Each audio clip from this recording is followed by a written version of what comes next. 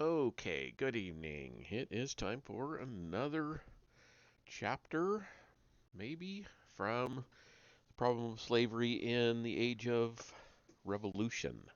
So we're on to chapter 8 tonight, and I may be able to make it through if I stop halfway through and take a little break and get some more water. So I'm going to try it. I'll reassess at the halfway point. So here we go. Chapter 8, The Preservation of English Liberty 1.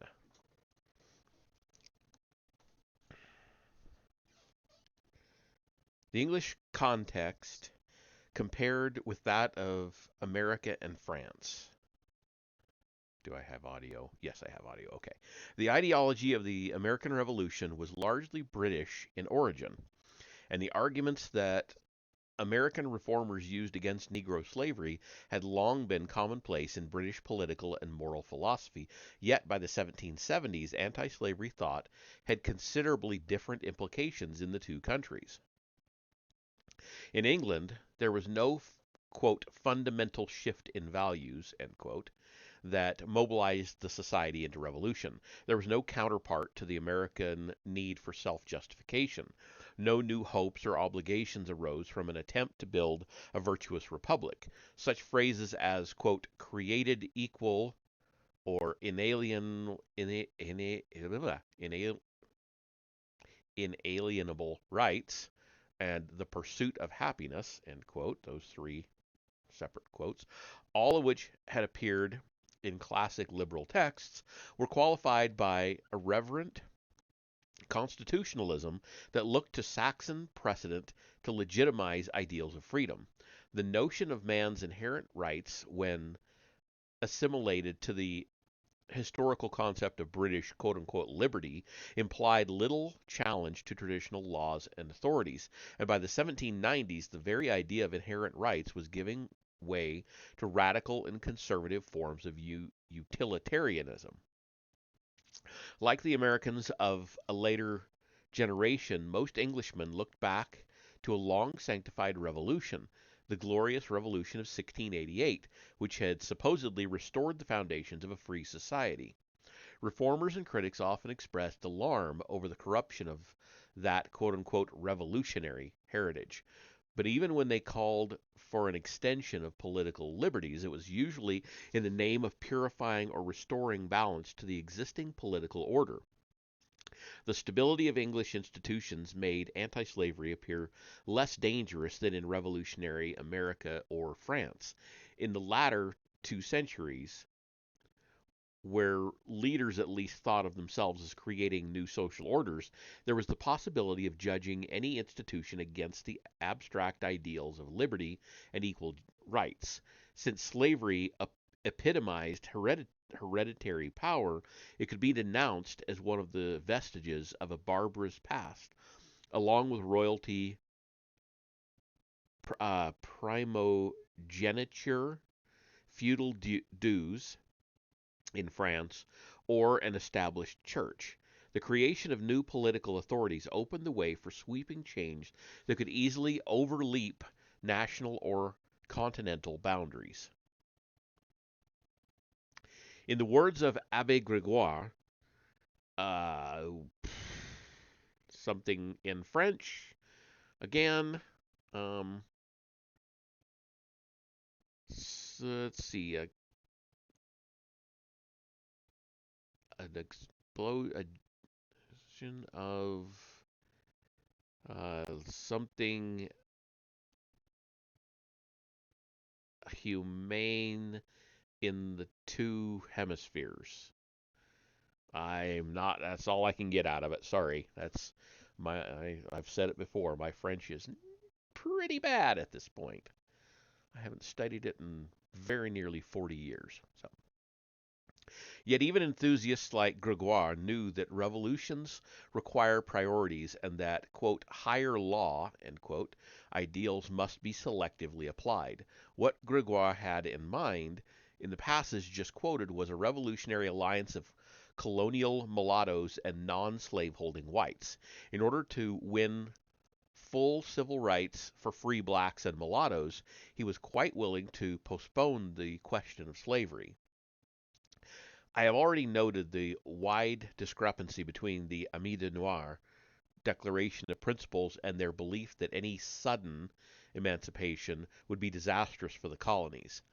In both France and America, there was a notable gap between anti slavery rhetoric and the realities of revolutionary politics. The slavery issue could not be allowed to divide revolutionary alliances or to take precedence over such critical questions as military defense and political reconstruction. And in both countries, there was a need for qualifying the immediate implications of manifestos concerned with man's natural equality. Within the context of revolution, the postponement of Negro emancipation could be one of various checks against an uncontrolled assault upon private property. In France, unlike America, few men had ever seen a Negro slave except perhaps in Paris and the port cities, and fewer still had grown accustomed to slavery as part of their immediate universe. The anti slavery cause could easily be applauded by any enlightened man who had no personal or economic ties with the colonial system. Yet, precisely because the French colonies were so remote, the plight of slaves could remain low on the agenda of reform. As the revolution widened, the agitation of the Amis de Noir seemed at best a pious irrelevance. Uh, irre- ir- no, it is irrelevancy. At worst, a dangerous distraction, inspired no doubt by the British in order to divide the colonies from France.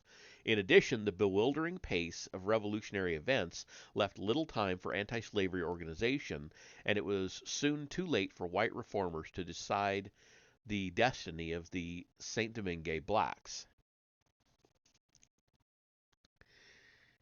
In England, however, the remoteness of the colonies had profoundly different implications. As in France, only a few men who had lived in the West Indies had become habituated to slavery as one of the necessary necessary realities of life. They had their pro-slave trade allies. I'm sorry. They and their pro-slave trade allies did their best to evoke fears that any humanitarian tampering with the slave system would open Pandora's box, as the Earl of Abington put it, and let loose democratic forces that would ultimately destroy both monarchy and rank. Quote, the order and subordination, the happiness of the whole habitable globe is threatened, Abington warned. What anarchy, confusion, and bloodshed. Oh, that was the end of his quote. Then another quote, what anarchy, confusion, and bloodshed, Gilbert Franklin asked, may follow too nice and critical an inquiry into the exact portion of each man's particular liberty, the society of which he is a member may have a right to deprive him of. End quote. He added, quote, what would the people of England think of men who, under a similar pretext of zeal for the rights of humanity, should erect themselves into a society and endeavor by preaching, writing, and publishing to stir up the soldier, the artisan, and the peasant, to assert their rights to an equal portion of liberty with those who may lord it over them? Could any religious man amongst the present petitioners against the slave trade object to or decline promoting or an agrarian law in favor of the distressed poor of Great Britain? End quote. But equality had never been a goal of the earlier petition campaigns for quote unquote Wilkes and Liberty, for annual for annual parliaments, for enlarging the membership of the House of Commons, or for reducing the court's influence in the legislature. English reformers, with the exception of a few isolated radicals, had shown no enthusiasm for the American doctrines of direct representation and continuous public consent, quote unquote. And since most Englishmen looked upon existing institutions as effective safeguards of liberty, it seemed improbable, except perhaps in 1792 and 1793, that anti slavery arguments could be extended to domestic forms of oppression and inequality. On the contrary, for men who sincerely believed that the English workers were a free and contented people, there could be little hazard in cautiously extending to the colonies Whiggish notions of liberty. Anti-slavery, far from being an innovation justified by a Declaration of Independence or a Declaration of the Rights of Man, could be embraced as a reinforcement of tradition.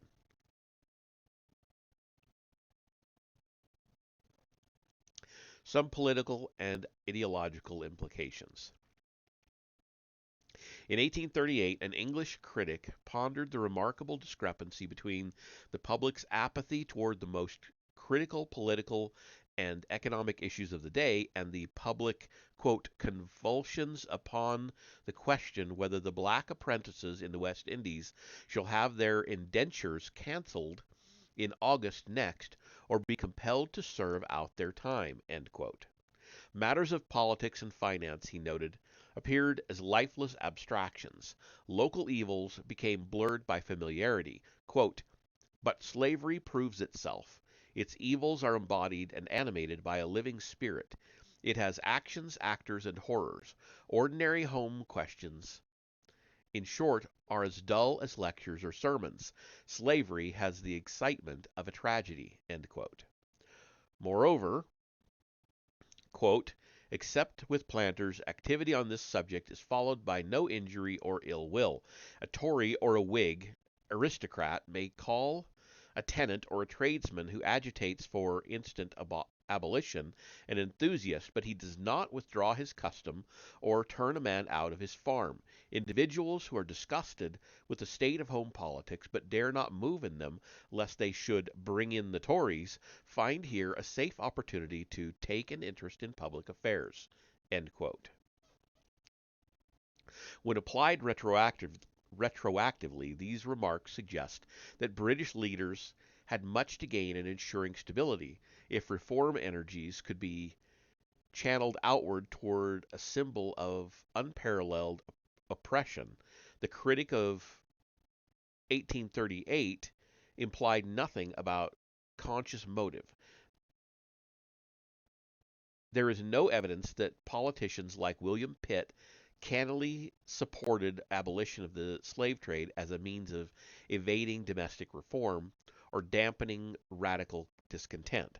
Nor can one ignore the political risks that inhibited Edmund Burke, for example, from taking an early leadership in the anti-slavery cause. It would be naive, however, to overlook the political and ideological context within which British anti-slavery emerged as an organized force. Adam Smith, who was much esteemed by Pitt and the abolitionists, provides us with the classical precedent for asking what interests anti-slavery might have served. Here is Smith's evaluation of the first achievement of anti-slavery in America. Quote, the late resolution of the Quakers in Pennsylvania to set at liberty all their Negro slaves may satisfy us that their number cannot be very great. Had they made any considerable part of their property, such a resolution could never have been agreed to. In our sugar colonies, on the contrary, the whole work is done by slaves, and in our tobacco colonies, a very great part of it. The profits of a sugar plantation in any of our West Indian colonies are generally much greater than those of any other cultivation that is known either in Europe or America, and the profits of a tobacco plantation, though inferior to those of sugar, are superior to those of corn, as has already been observed. End quote. Since Smith considered self-interest to be the governing principle of life, it was inconceivable that Quakers or any other group would emancipate their slaves if slaves constituted, quote, any considerable part of their property, end quote. Of course, Smith hardly favored the reform of a colonial system of labor that was artificially subsidized and that drained capital from more productive investment at home. There could be no, quote, natural identity of interests, end quote, between English consumers and American planters unless the latter were subjected to free market forces.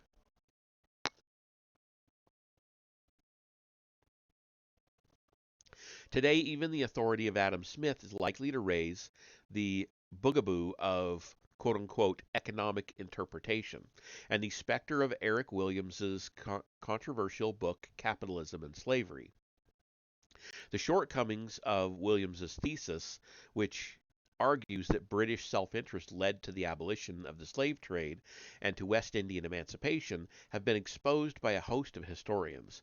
In one of the most convincing rebuttals, Roger Anstey has pointed to the absence of any organized or self-conscious group in Parliament that represented the, quote, developing economic forces, end quote,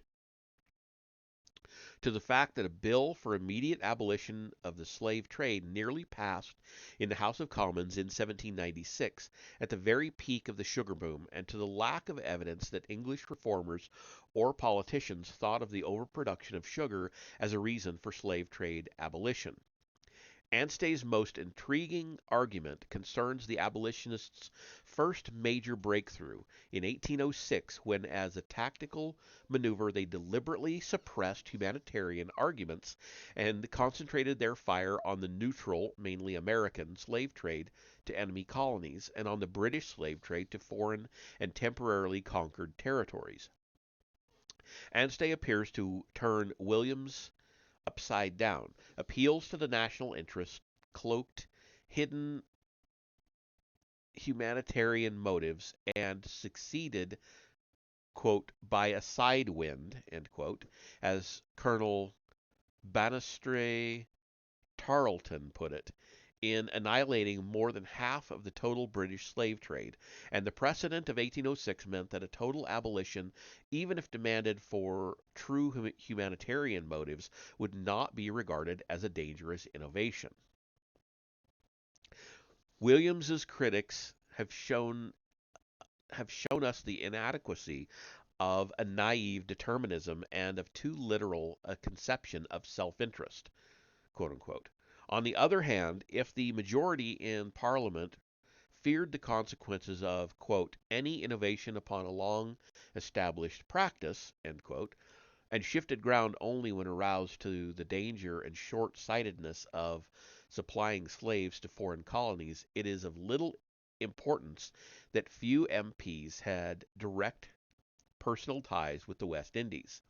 And if the most powerful political leaders later championed abolition as the cause of national interest, as well as of moral righteousness, it is hardly crucial that they represented the large English landholders, for whom Adam Smith was also a spokesman, more than the rising manufacturers.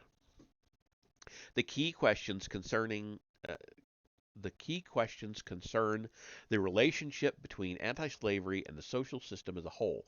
Why did a seemingly liberal movement emerge and continue to win support from major government leaders in the period from 1790 to 1832, a period characterized by both political reaction and industrial revolution?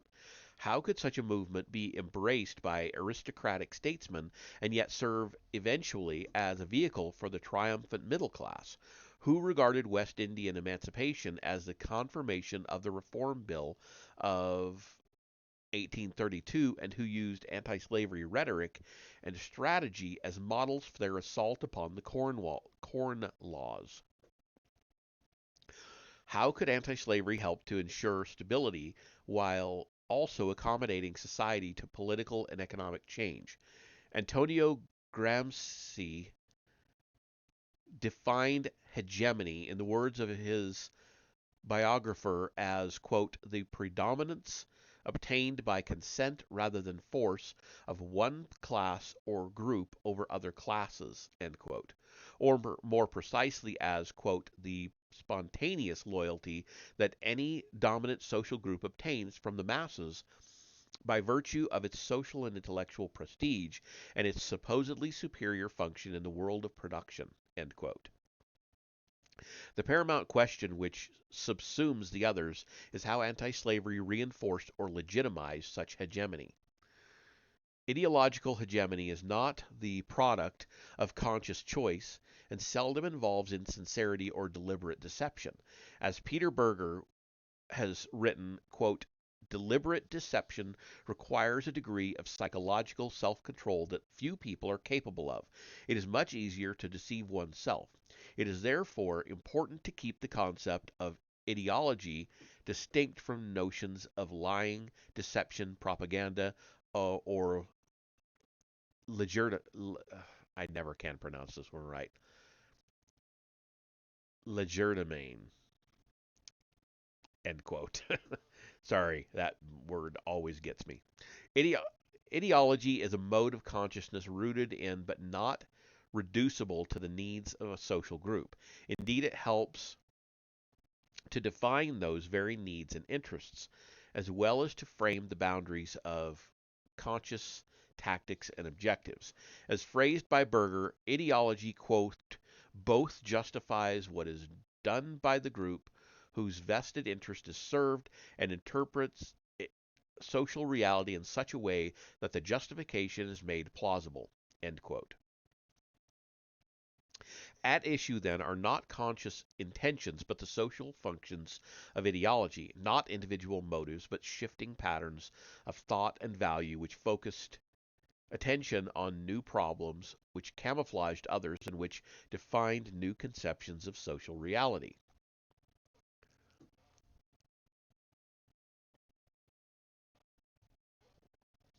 The anti slavery movement, like Smith's political economy, reflected the needs and values of the emerging capitalist order. Smith provided theoretical justification for the belief that all classes and segments of society share a natural identity of interest. The anti slavery movement, while absorbing the ambivalent emotions of the age, was essentially dedicated to a practical demonstration of the same reassuring message.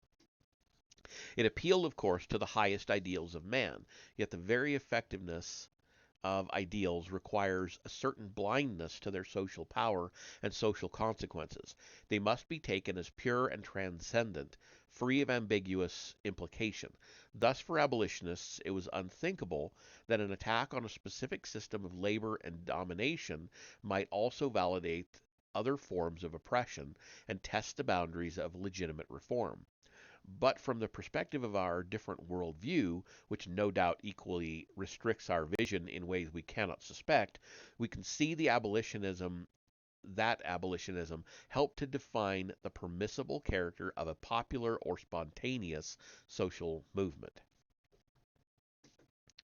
Anti slavery not only reflected the needs and tensions of a transitional social system, but provided a new conceptual and categorical framework that imposed its own logic on events.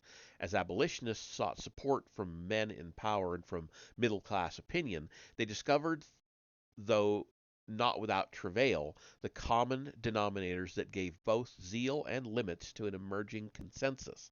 In a more positive sense, they succeeded in making a sincere humanitarianism an integral part of a class ideology and thus of British culture.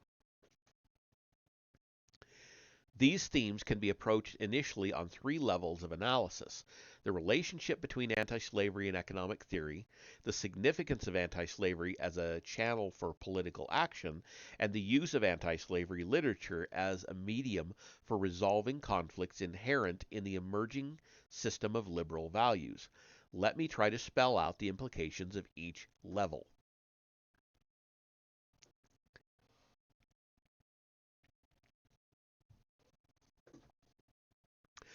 In the emerging system of liberal, I'm sorry, I started back a half a sentence. By 1776, England was well prepared for a marshalling of argument and evidence against the mercantilist system, and The Wealth of Nations acquired immediate popularity. Adam Smith's great mentors, Hutcheson and Hume, had both questioned the economic utility of Negro slavery. The physiocrats had linked anti slavery with the ideal of laissez faire. In a negative way, the defenders of the slave trade confirmed this association of ideas by invoking mercantilist dogma. The slave trade was a source of naval power and a great nursery for seamen. As a form of state regulated exploitation, the slave colonies were essential to a favorable balance of trade and were the main source of the nation's economic surplus. No statesman had doubted the value of the slave system during those decades of war and competition with Spain and France, which had resulted in England's unquestioned supremacy. Yet these backward looking arguments missed the significance of Smith's challenge. After supremacy has been achieved, the means of achieving it may become obsolete. Smith's views on slavery present a paradox. He complains that, quote, we see frequently societies of merchants in London and other trading towns purchase waste lands in our sugar colonies which they expect to improve and cultivate with profit by means of factors and agents, notwithstanding the great distance and the uncertain returns from the defective administration of justice in those countries. Nobody will attempt to improve and cultivate in the same manner the most fertile lands of Scotland, Ireland, or the corn provinces of North America, though from the more exact administration of justice in these countries, more regular returns might be expected. End quote.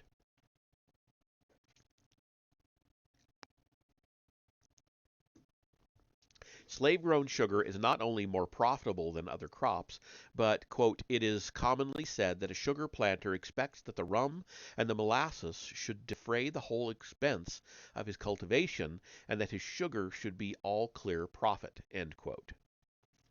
On the other hand, quote, the experience of all ages and nations demonstrates that the labor of slaves, though it appears to cost only their maintenance, is in the end the dearest of any. A person who can acquire no property can have no other interest but to eat as much and to labor as little as possible. End quote. The question of incentive brings us to Smith's central concern, which is the price and productivity of labor as a source of national wealth. For Smith, a commodity's price is not the real measure of its value, and he thought the price of sugar artificially inflated. Rather, a commodity's value lies in the amount of labor it enables a purchaser to command in a kind of balancing of pains and pleasures. English consumers of sugar were not getting their money's worth of labor, and the surplus from cheap English labor was paying for the extravagance of slavery. Quote, the prosperity of the English sugar colonies has been in great measure owing to the great riches of England, of which a part has overflowed upon these colonies. End quote. Even worse, the duties on sugar fell chiefly on people of, quote, middling or more than middling fortune, end quote. The slave system then epitomized those artificial market conditions which multiplied conflicts of interest. The heavy losses of English seamen engaged in the slave trade, together with the depopulation of the slave labor force at a time when the demand for labor in England was increasing, were sufficient proof of the impediments to authentic self-interest.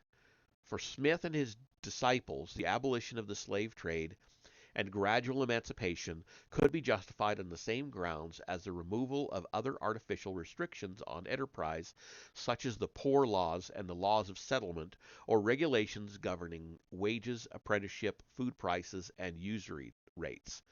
Jeremy Bentham's Early Cause.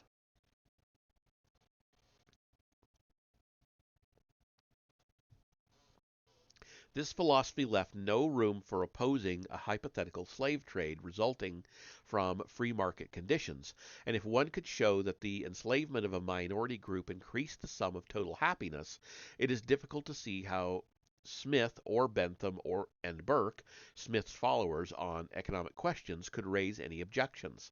Although the three thinkers stood together as emancipationists, they also denounced all forms of false charity, quote unquote, that limited the free exercise of individual self-interest.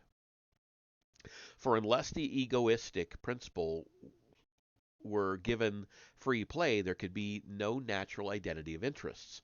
Moreover, in adopting Hume's defense of private property, Bentham echoed the most powerful argument of slave traders. Government by sanctioning Government by sanctioning private property creates the expectation that such property will bring future pleasure. To negate such expectation not only inflicts great pain, greater, that is, than the denial of immediate gratifications, but destroys the psychological basis for all security. Burke pushed the argument from utility still further when he insisted that time validates laws and property of illegitimate origin.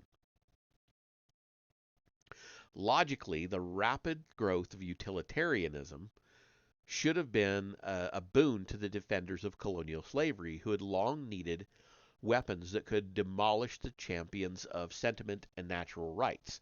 But given the intellectual climate of the late 18th century, any serious attempt to accommodate slavery to the doctrine of natural identity of interests could only have succeeded in exposing the self-serving character of the doctrine.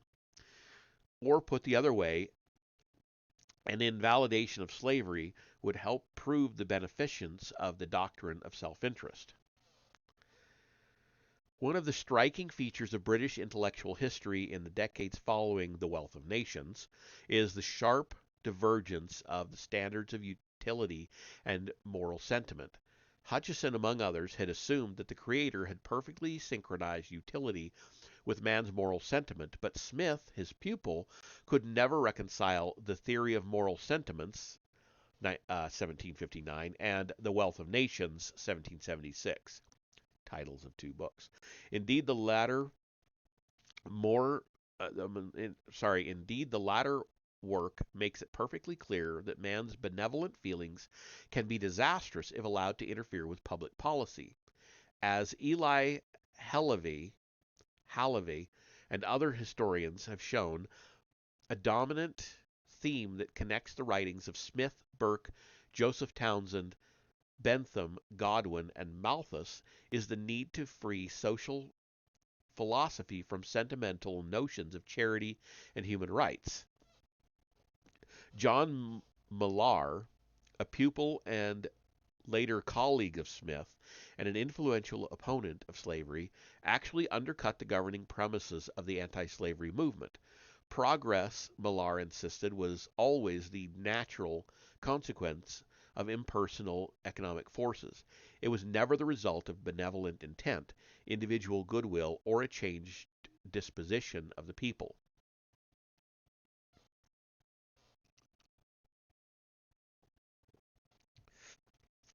Yet paradoxically, the age of early utilitarianism was also dominated by the cult of sensibility and by evangelical benevolence.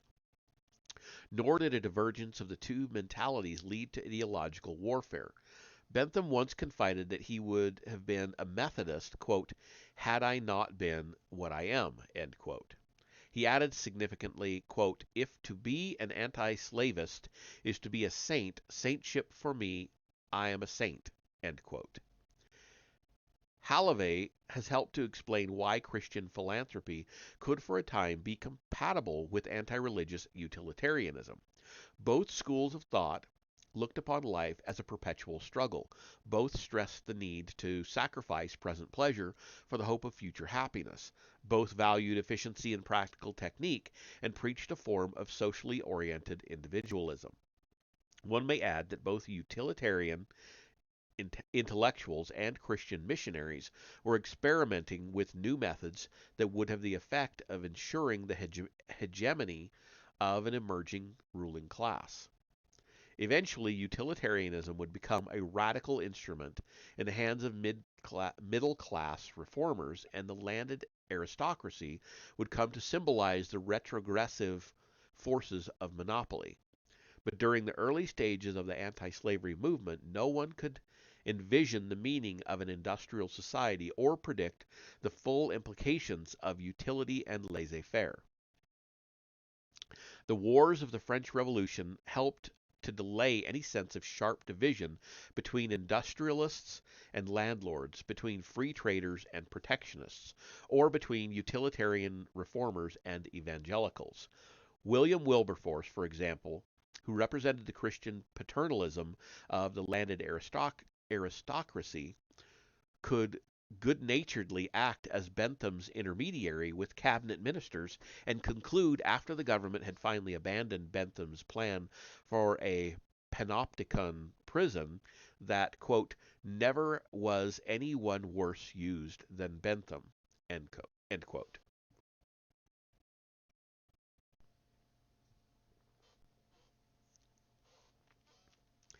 Such philanthropic causes as prison reform and anti slavery provided a meeting ground for utilitarians and Christian saints, quote unquote.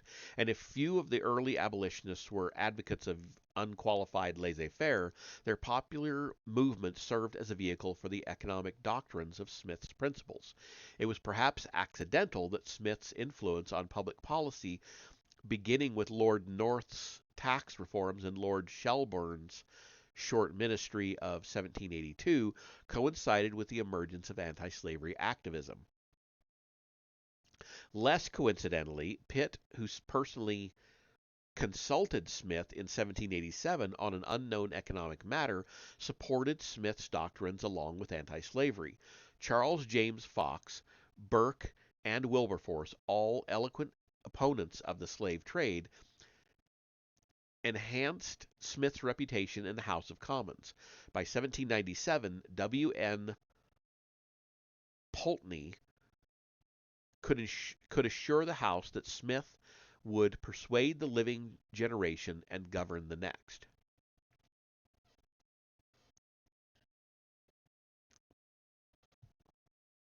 More striking, however, was the parallels between the rise of anti-slavery and profound transformation in attitudes toward the English poor, a transformation that reflected the growing contradiction between paternalistic traditions of local charity and the demands of a free market economy. The first 2 decades of anti-slavery agitation were times of confusing contrasts. Manufacturing towns grew in the midst of an agricultural and aristocratic society. Famine and unemployment coexisted with a rising demand for industrial labor. For a time, cotton manufacturers profited from the old poor law, which supplied them with parish apprentices and which threw most of the burden of supporting paupers on the country squires. A staggering increase in welfare costs, the poor rates, was offset by lingering paternalism and by the fear of hungry Jacobin mobs. Karl Polanyi, I guess that's Polanyi, Polany. Uh, Karl Polanyi has documented the slow and painful emergence of the ideal of a self regulating labor market, in which the avoidance of starvation and the pursuit of self gain would be the only incentives for work. The English squirearchy, in particular, resisted any measures that would erode their authority, disrupt the paternalistic order of the countryside, or destroy a sense of reciprocity and personal obligation as economic incentives. It was not only it was not until 1795 that Parliament loosened the restrictions of the 1662 Act of Settlement, which had virtually bound certain categories of workers to a parish. But this move toward a national labor market was counterbalanced by the famous Speenhamland Law, also of 1795, which established an allowance system designed to assure the poor of a minimum income, irrespective of earnings, and to prevent a further drain of rural labor. The allowance system had the effect of depressing wages, of guaranteeing a public subsidy to employers, and of exacerbating the problem of pauperism. As late as the 1820s, British statesmen feared any sudden removal of the allowance system, which, as they feared an immediate emancipation, much as they feared an immediate emancipation of West Indian slaves. Isn't that funny? A whole bunch of people were getting a basically a stipend of free money, and they were afraid to take it away. Sounds a little bit familiar, doesn't it?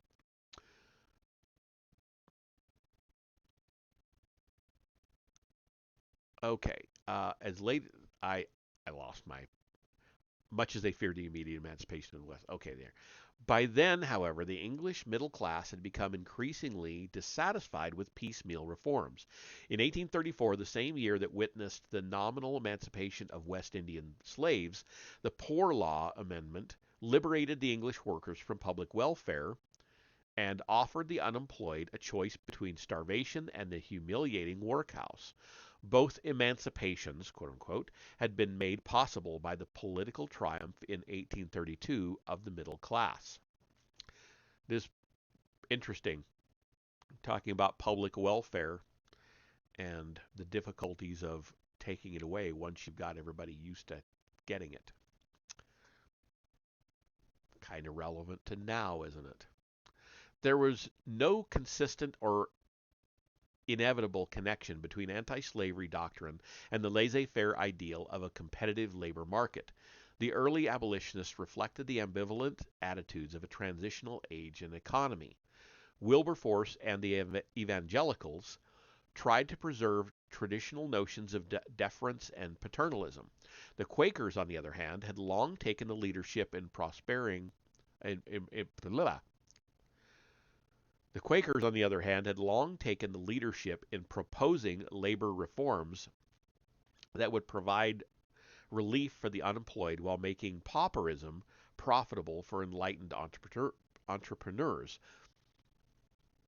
Yet the tension between forward and backward looking desires should not obscure a significant fact. The first decades of anti slavery agitation also witnessed an outpouring of tracts on the problem of labor discipline, and the chief figures who helped to revise the traditional paternalism toward the quote unquote laboring poor were all outspoken opponents of Negro slavery. Pitt, Burke, Samuel Romilly, Bentham, William Paley, Hannah More, and Thomas Malthus. In 1786, the year of Thomas Clarkson's famous essay on the slavery and commerce of the human species, the Reverend the Reverend Joseph Townsend suggested the relationship between anti-slavery and the ideal of a free and self-regulating market for labor. In his influential attack on the poor laws, Townsend wrote, quote, "The poor know little of the motives which stimulate the higher ranks to action, pride, honor, and ambition. In general, it is only hunger which can spur and goad them on to labor, yet our laws have said they shall never hunger. The laws, it must be confessed, have likewise said that they shall be compelled to work. But then legal constraint is attended with too much trouble, violence, and noise, creates ill will, and never can be productive of good and acceptable service. Whereas hunger is not only a peaceable, silent, unremitted pressure, but as the most natural motive to industry and labor, it calls forth the most powerful exertions. The slave must be compelled to work, but the free man should be left to his own judgment and discretion, should be protected in the full enjoyment of his own, be it much or little, and punished when he invades his neighbor's property by recurring to those base motives which influence the slave, and trusting only to compulsion, all the benefits of free service, both to the servant and the master, must be lost." End quote. Another interesting thing, right? Um, Also relevant to today. If you're not hungry, you have no reason to want to work. If you are hungry, you have every reason to work. Hmm.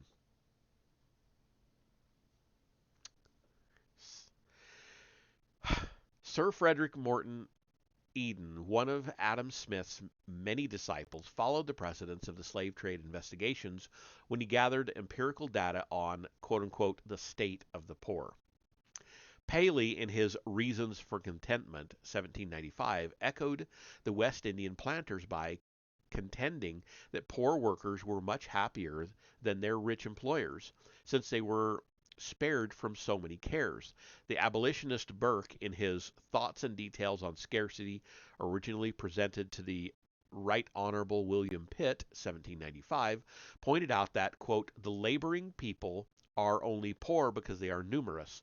Numbers in their nature imply poverty. Patience, labor, sobriety, frugality, and religion should be recommended to them. All the rest is downright fraud. It is horrible to call them the once happy laborer. End quote. Malthus asserted that no public relief should be given to illegitimate or deserted children. Only the threat of starvation would teach the poor to depend on themselves. Yet Malthus became highly indignant when William Cobbett's Political Register used his "profound work" to defend both the slave trade and the West Indian slavery.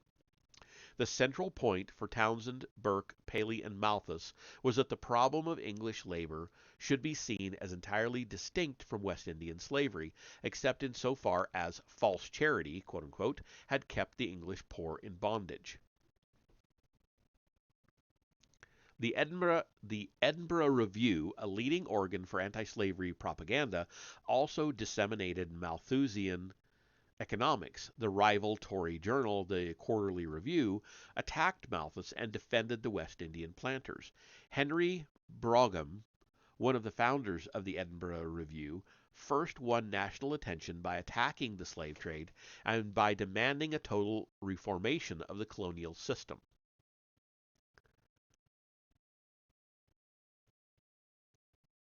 I'm actually going to pause there and go get some water. That is roughly the halfway point for this chapter, and I'm not feeling too bad. So,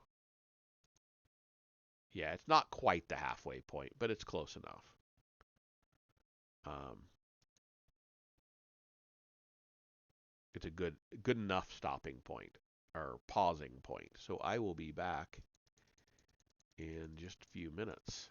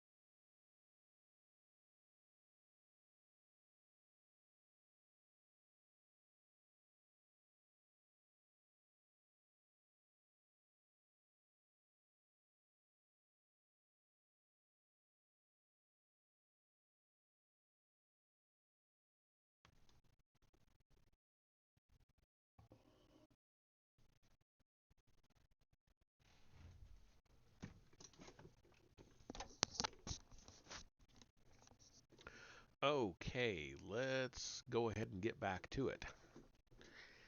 Okay. We have about 26 pages to go, roughly, give or take. Although his abolitionism gave Brougham entree to the Wilberforce circle, he remained independent of their Tory sympathies and helped to revitalize a Whig opposition based on values and aspirations of the new middle class. In 1812, he borrowed the perfected abolitionist methods when he mobilized a vast petition campaign against the Orders in Council that had attempted to control the trade of neutral nations, mainly the United States. Brougham's victory was hailed as a triumph for free trade principles, as a triumph for the new industrialists, and above all, as a triumph for public opinion. According to Asa Briggs, the campaign of 1812 was as instrumental in organizing middle class self-consciousness as was the Luddite movement in organizing working class resistance to the bourgeoisie. Briggs had also shown how Brougham's success in shaping middle class opinion culminated in the anti Corn Law movement, which was heavily indebted to the precedents of anti slavery agitation. The 1826 Catechism on the Corn Laws, for example, not only followed the familiar question and answer format of abolitionist literature, but included this exchange. Question: asserts that the relation between landlords and others arising out of the Corn Laws is a, quote, source of kindly feelings and mutual virtues, end quote. Answer: replies, quote, exactly the same was said of slavery, end quote. No more need be said. The continuities do not imply that anti-slavery was a cloak for self-interests. No doubt, the movement unconsciously reflected the interests and aspirations of the English middle class. More important, however, it helped to crystallize an awareness of those interests and to identify them with those of the nation. An end to economic protectionism could thus be styled excuse me, as the ultimate emancipation. This conclusion is not weakened by the fact that the free trade issue divided both the abolitionists and the middle class. Most abolitionists were far less concerned with extending the potential impact of their ideology than with the need to prevent a direct challenge to property rights in human beings from undermining the sanctions for property rights in general. The question of middle class ideology, sorry, I keep kind of changing how I pronounce it, does not involve individual motives, but rather the ways in which anti slavery precedents were actually used.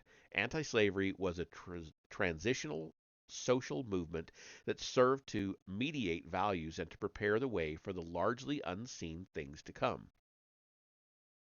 In some respects, the movement also fits Oliver MacDonough's abstract model for later British reforms, although MacDonough was specifically excluded, has specifically excluded anti-slavery as an appropriate example. The model can be summarized with some oversimplification as follows. A sudden and sensational expose of a social evil is followed by a popular outcry, by a reaction from endangered interests, and by legislation that falls short of original reform objectives. Soon it is discovered that the original evils still exist, and the precedent of the first law opens the way for further legislation and stricter rules of enforcement. A need for supervision and regulation replaces the earlier demands for abolition, and investigative commissions give way to more permanent bureaucratic agencies. For our purposes, the mechanisms of a, quote, revolution in government, end quote, are less significant than a point which MacDonough does not develop. The interaction between middle class reformers and government and government provides an outlet for noisy and indignant agitation and gives a sanctioned recognition of limited conflict. Yet it also ensures some kind of compromise and the illusion of an ultimate harmony of interests. England was not governed by a slaveholding class, though the ruling elites had included and tolerated a few slaveholders.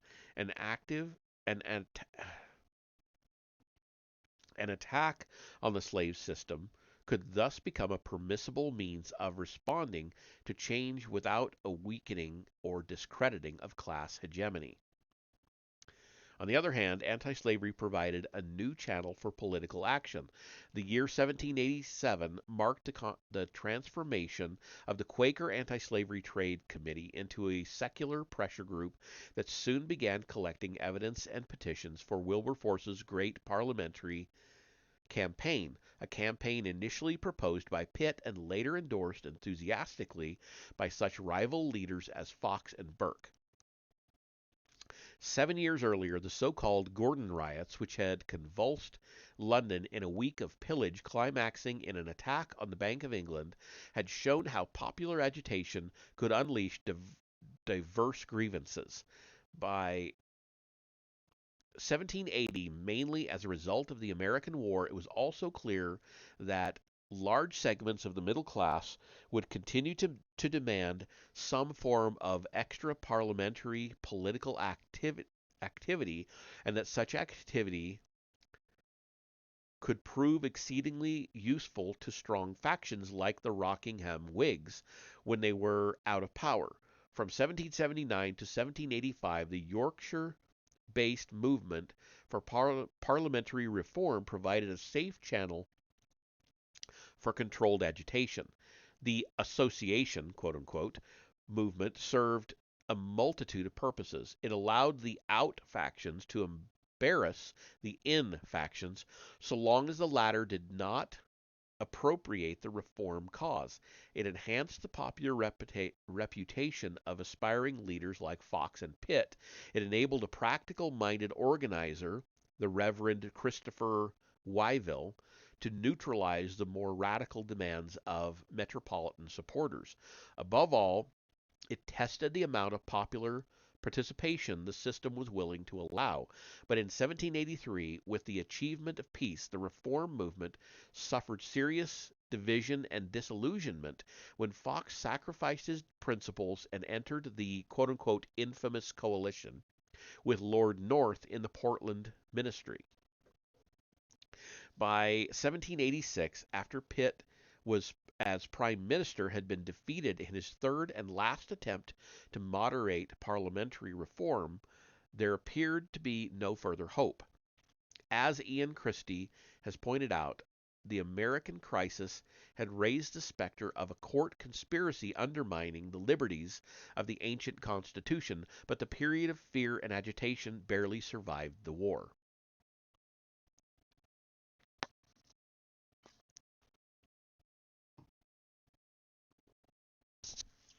Meanwhile, Wyville had swung his Yorkshire association behind Pitt, who had acquired the popular image as a champion of liberal causes. Wyville's political protege, William Wilberforce, was also an intimate friend of Pitt. By 1788, Wilberforce was writing Wyville that, quote, our little kingdom, end quote, of Yorkshire should not be backward in organizing district meetings to petition Parliament against the slave trade, adding entre nous that Wyville would be delighted to hear Pitt talk on the slave question. Veteran organizers of Wyville's Yorkshire Association were soon at work collecting petition signatures. Eugene Charlton Black is perhaps too harsh when he writes that, quote, Wilberforce learned his techniques for anti-slavery agitation in the Yorkshire Association School, and intriguingly enough, Pitt used Wilberforce much the same way that he had previously used Wyville, end quote.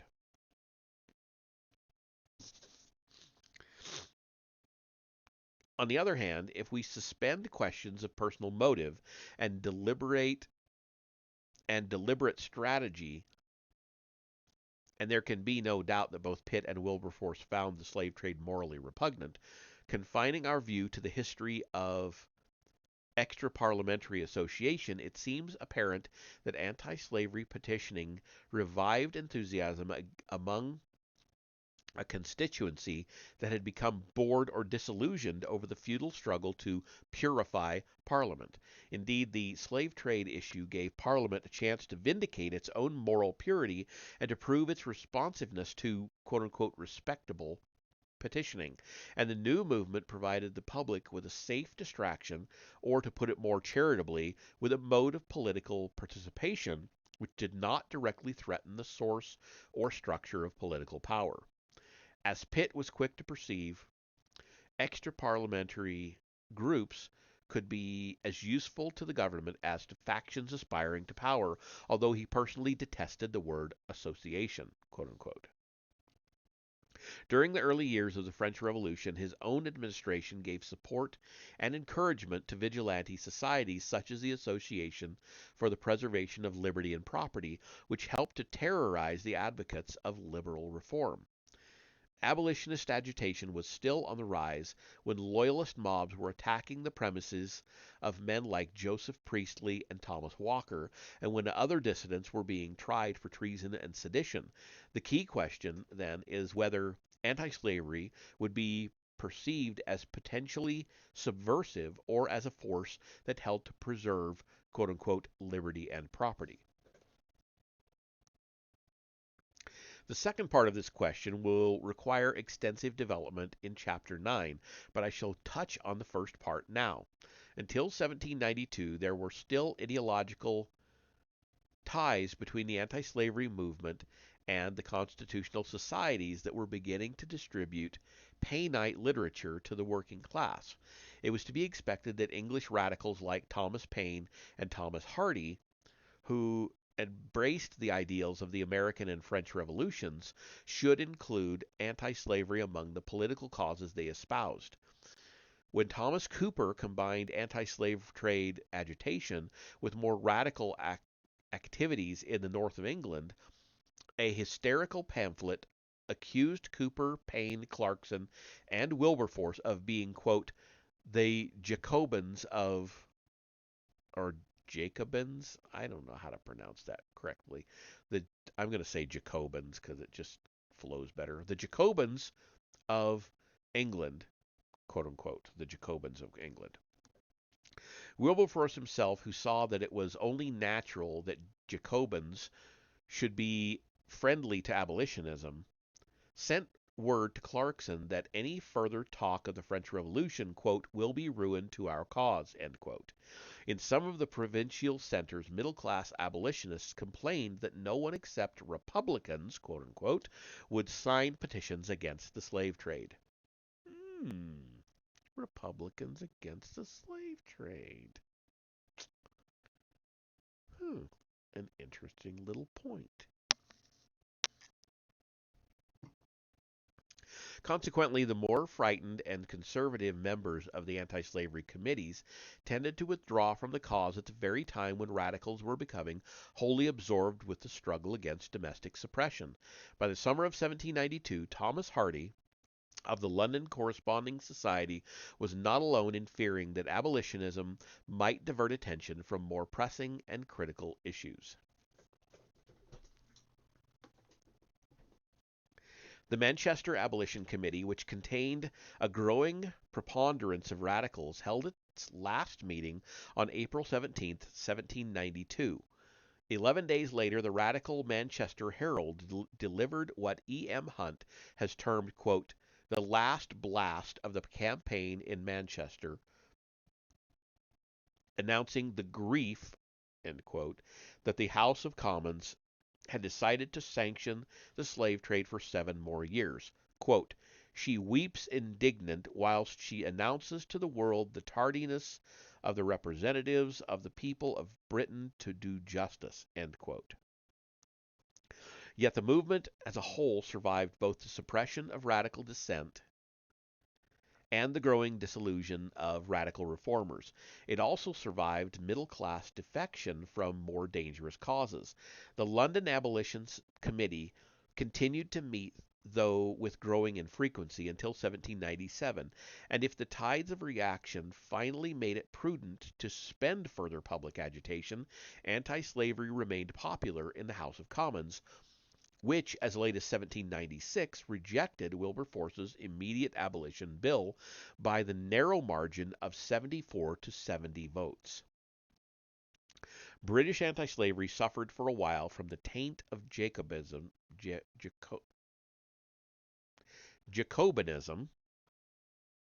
but it largely purged itself of the embarrassing association.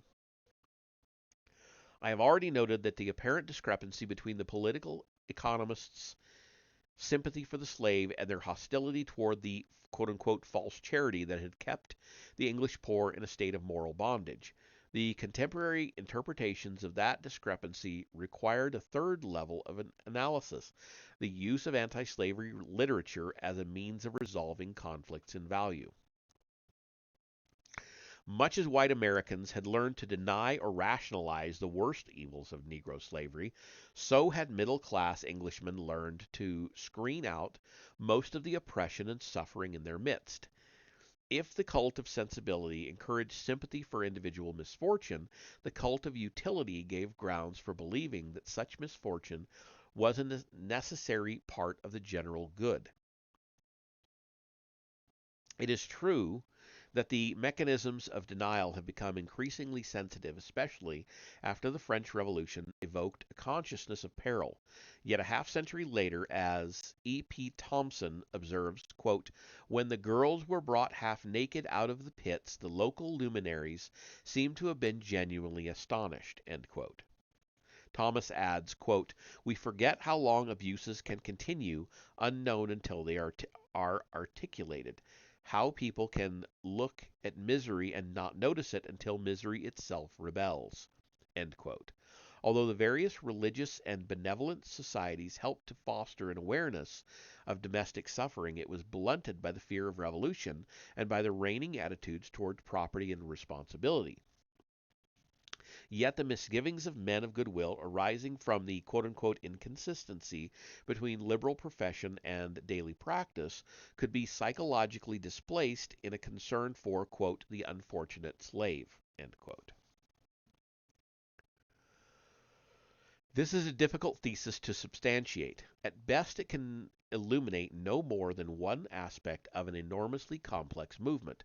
The central questions do not concern conscious intent, but rather selectivity, context, and emphasis.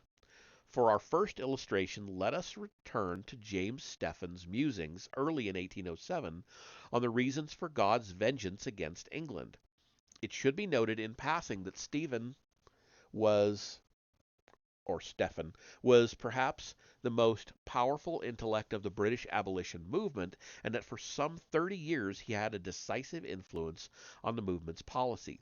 His indictment of the inconsistency of English practice is also a panegyric of English society. Quote, "Who are the people that have provoked God thus heinously, but the same who are among all the nations of the earth the most eminently indebted to his bounty? He has given to us an unexampled portion of civil liberty, and we in return drag his rational creatures into a most severe and perpetual bondage. Social happiness has been showered upon us with singular profusion, and we tear from oppressed millions every social, nay, almost every human comfort. For our plenty we give them want, for our ease intolerable toil, for our wealth privation of the right of property, for our equal rights unbridled violence and wrong. Science shines upon us with her meridian beams, yet we keep these degraded fellow creatures in the deepest shades of ignorance and barbarity. Morals and manners have happily distinguished us from the other nations of Europe, yet we create and cherish in two other quarters of the globe, Africa and the West Indies, an unexampled depravity of both." End quote. This was hardly the England perceived by the London Corresponding Society, by Francis Place, or William Cobbett, by John Thelwall, Henry Hunt, or General Ludd, quote unquote. Yet for Stephen, an attack on the slave system provided the occasion for an explicit vindication of the English social order. What could account, he asked, for the divine vengeance that had heaped so many calamities upon England? According to Scripture, the causes most frequently assigned for the chastisement of sinful nations were, quote, the sins of oppression, injustice, and violence towards the poor and helpless, and the shedding of innocent blood, end quote. To English radicals, these words might have recalled the domestic oppression of the 1790s, the Irish bloodbath of 1798, or Cobbett's charge made in 1806 that England was, quote, daily advancing to the state in which there are but two classes of men, masters and abject dependents, end quote. Stephen's own view is important enough to quote at some length. Let me have a sip here first.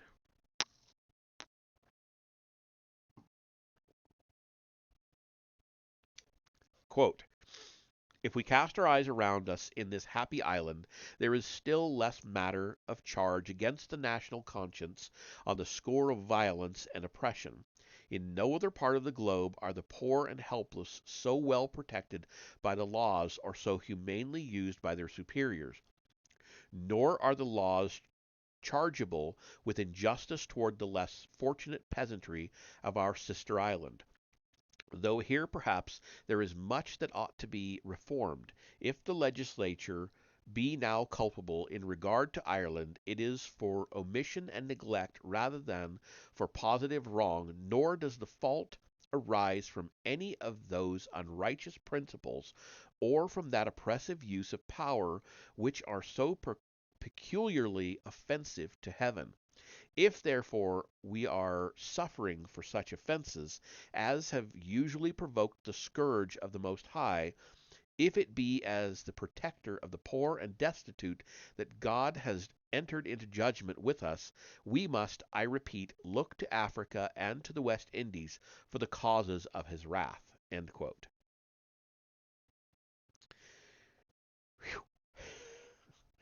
It should be stressed that Stephen, a deeply religious man, was obsessed by fears of collective guilt and retribution. Unlike his brother-in-law Wilberforce, he personally knew the meaning of oppression and poverty.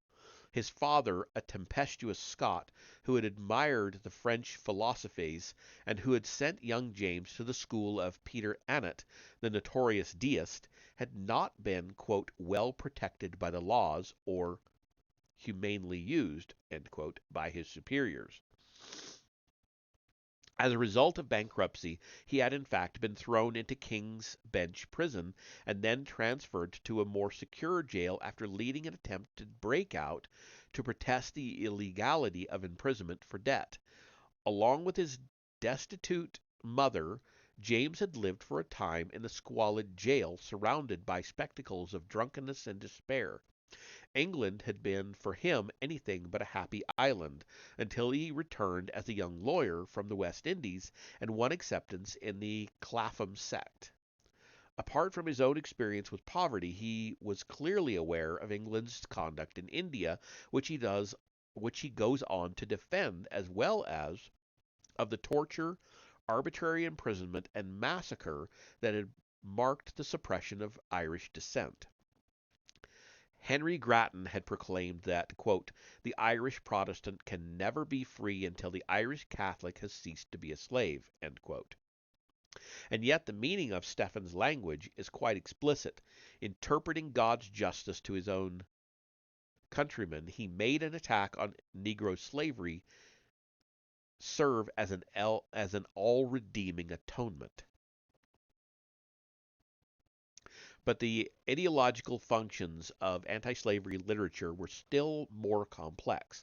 The wider connotations of Negro slavery appear in a portion of William Cowper's Charity, quote unquote, a long sermon in verse which had immense and continuing appeal to abolitionists and which is virtually a paradigm of early British anti-slavery thought.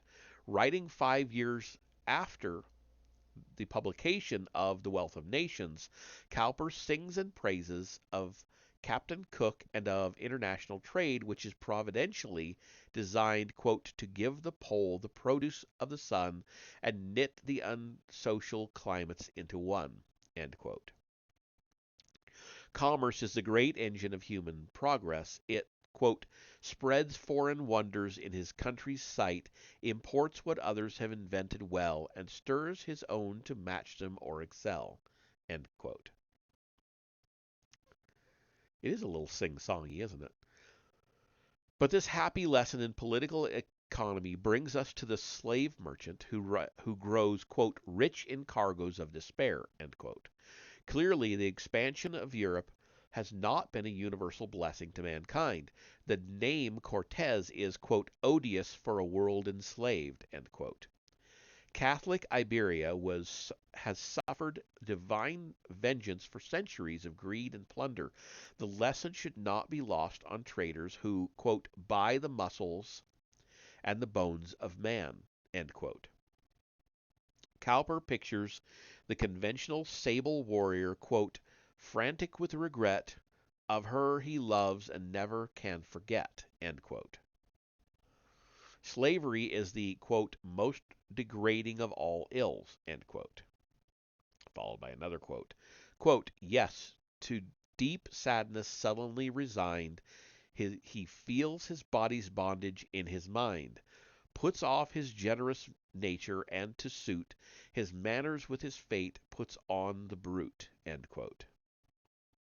Cowper boldly advises the slave to, quote, wait for the dawning of the brighter day, and snap the chain the moment when you may, end quote. This leads the poet to a lyrical passage on natural liberty, which moves from an external command to exuberant release, subsiding into pastoral contentment. Quote, nature imprints upon whate'er we see that has a heart and life in it, be free. The beasts are charted, neither age nor force, chartered, neither age nor force, can quell the love of freedom in a horse. He breaks the cord that held him at the rack, end quote. Oh, so, sorry, not end quote. Just end page. He breaks the cord that held him at the rack, and conscious of an unencumbered back, snuffs up the morning air, forgets the rain, loose fly his forelock and his ample mane. Responsive to the distant neigh, he neighs, nor stops till overleaping all delays. He finds the pasture where his fellows graze. End quote. This is an artful blend of British primitivism and natural rights philosophy, appealing to our impulsive yearnings to throw off the restraints and encumbrance of society, to be as free as a prancing horse. Yet there are striking ambiguities even in Cowper's image of spontaneous natural liberty. As an active force, nature, quote unquote, imprints upon passive life its command of freedom. The beasts are chartered with an irrepressible desire to break all cords of bondage, to forget the rain. But charters restrict and prescribe as well as protect. In effect, Cowper defines our love of freedom in words that suggest passivity and bondage. Liberation ends finally in a complacent grazing with fellows. After this pastoral excursion, Cowper returns to human slavery. Quote, canst thou, and honored with a Christian name, buy what is woman-born and feel no shame, trade in the blood of innocence and plead expedience as a warrant for the deed? End quote. Expediency, he reminds us, is the excuse for all crime and aggression. Quote, so may the wolf whom famine has made bold to quit the forest and invade the fold. So may the ruffian who with ghostly glide, dagger in hand, steals close to your bedside. Not he, but his emergence forced the door, he found it inconvenient to be poor. End quote. Hey, Vesper, how you doing?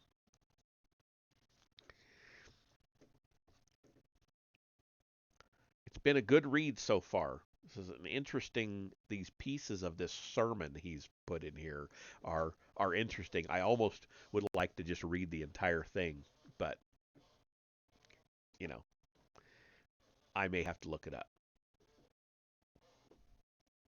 Thus far, Cowper has used the slavery issue as a medium for expressing fairly radical but ambiguous attitudes toward liberty and authority.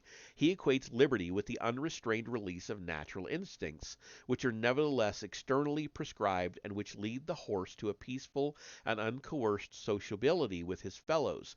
Significantly, the ideal of pasture and sheepfold is threatened by the wolf, whose boldness has apparently been chartered by the famine and brutality of the wilderness, and analogously by the criminal who voluntarily places self interest and expediency above natural justice.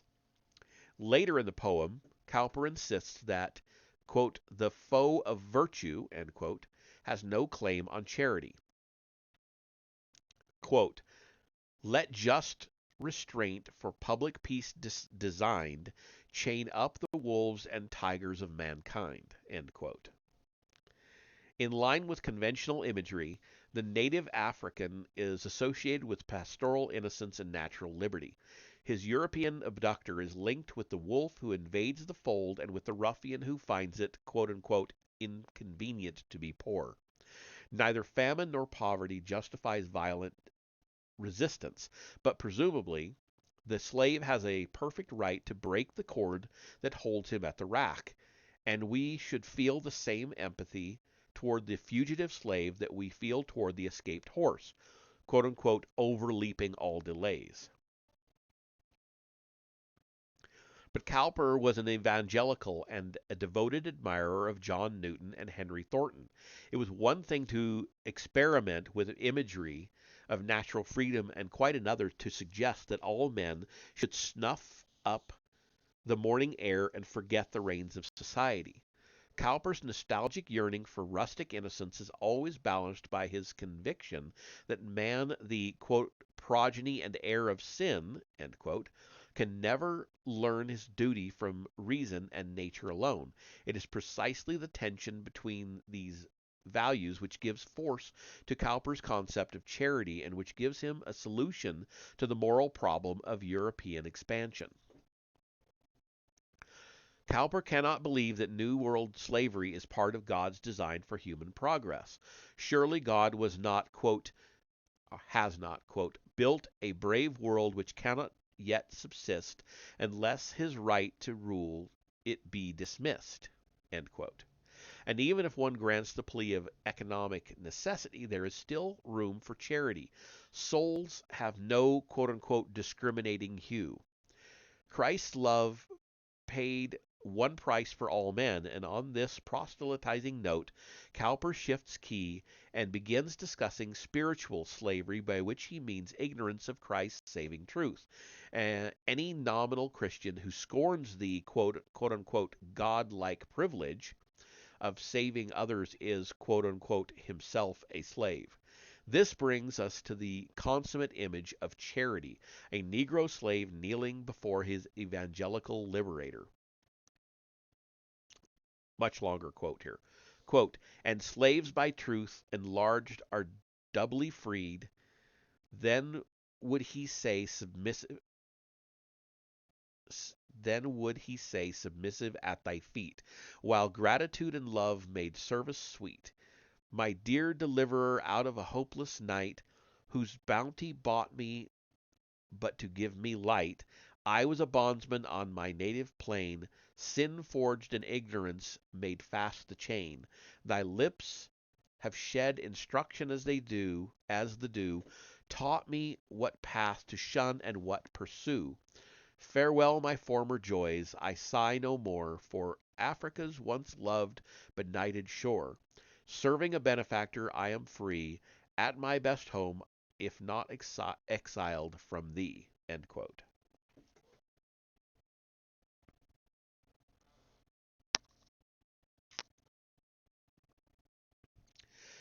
Our picture of freedom has swung abruptly away from the polarity of natural innocence. Note that the slave was a bondsman on his quote unquote native plane, which is now a quote unquote benighted shore. He was not enslaved by a rapacious European, but by sin and ignorance. Unlike the liberated horse, the black learns to quote sigh no more for Africa's once loved benighted shore. End quote. The horse, we should recall, neighs in response to the distant neigh, quote, nor stops till overleaping all delays, he finds the pasture where his fellows graze. End quote. The black's liberator has taught him, quote, what path to shun and what pursue. End quote. His freedom lies in a conversion from unwilling to willing servitude. Quote, quote, gratitude and love, end quote, enable him to internalize his new master's commands. His submission is legitimized by his sense of obligation. For Cowper, as for many of his contemporaries, the image of Negro slavery evoked a contrary image of release, liberation, and natural freedom. Since slavery required physical coercion, its implied antithesis was a perfect freedom of will, instinct, and physical movement, or in other words, a state of self sovereignty. This concept of freedom had considerable appeal on levels of theory and emotion to men of the late to men of the late 18th century. It can be found in primitivistic fantasies in portraits of the American as a new Adam, and in highly qualified form in the Wesleyan ideal of the sanctified Christian.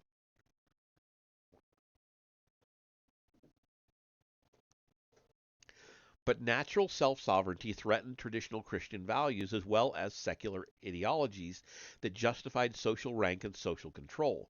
Had nature imprinted the mandate, be free, quote unquote, upon the hearts of common laborers as well as upon horses, and of course, no one who took vicarious delight in a horse's freedom advocated the burning of saddles. Was every man who wielded power in the name of expediency to be likened to a thief who finds it quote unquote inconvenient to be poor? Cowper did not have to fret over such questions. The subjects of slavery and emancipation provided him with a medium for bridging two worlds of contradictory value.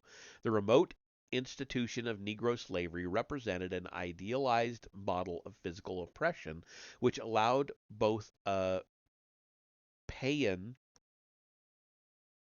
paean to natural liberty and the rejection of expediency as an excuse for injustice. The fantasy of emancipation and conversion, with the grateful servant submissive at his benefactor's feet, gave sanction to dependence and authority by redefining the relationship in contrast to physical slavery as one of natural freedom. Charity redeemed the fruits of trade as well as the existing social order.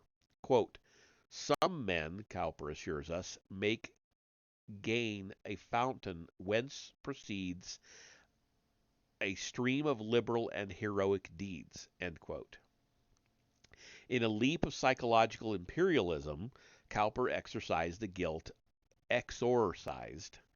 guilt of commercial exploitation, first by associating slavery with the loss of primitive liberty, then by picturing emancipation as a conversion to voluntary servitude. In so doing, he helped define the identity of the evangelical deliverer.